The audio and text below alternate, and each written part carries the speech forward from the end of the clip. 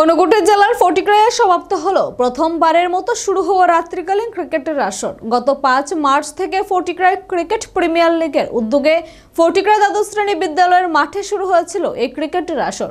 মোট 24টি দল অংশগ্রহণ নিয়েছিল খেলায়। বুধবার রাতে অনুষ্ঠিত হয় চূড়ান্ত পর্যায়ের খেলা।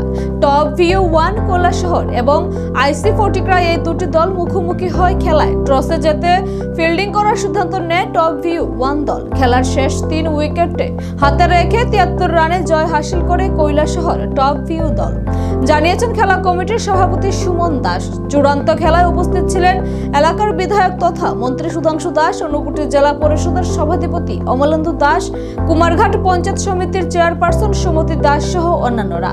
আলোচনা রাখতে গিয়ে মন্ত্রী বলেন, যুব সমাজের কাছে ইতিবাচক বার্তা পৌঁছে দিতে এই ধরনের খেলার আয়োজন করা হয়। খেলার শেষে চ্যাম্পিয়ন দলের হাতে 1 লক্ষ টাকার চেক এবং রানার্স দলের হাতে 50,000 টাকার চেক সহ সুবিশাল ট্রফি তুলে দেওয়া হয় আয়োজকদের তরফ থেকে। খেলাকে ঘিরে বেশ উৎসাহ লক্ষ্য করা যায় এলাকার ক্রীড়াপ্রেমীদের মধ্যে।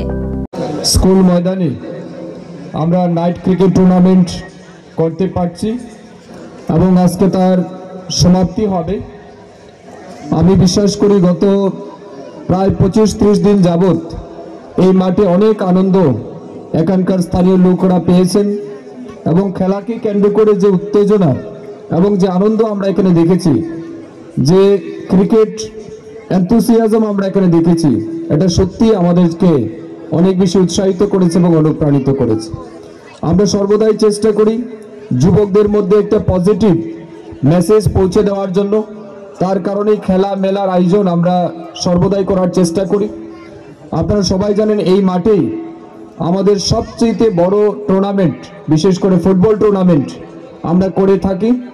এই বছর মাঠের সংস্কারের জন্য আমরা এই বছর করতে পারিনি।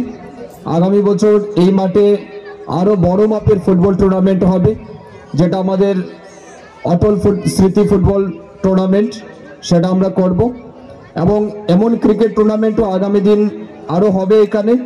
এটা আমি দায়িত্ব নিয়ে আপনাদেরকে বলে যাই। আমাদের একটাই উদ্দেশ্য, যাতে এলাকার যুবক যারা আছেন, যারা খেলাধুলা ভালোবাসেন, তাদেরকে যাতে একটা উপযুক্ত জায়গা দেওয়া যায়। এই টুর্নামেন্ট আমরা যখন শুরু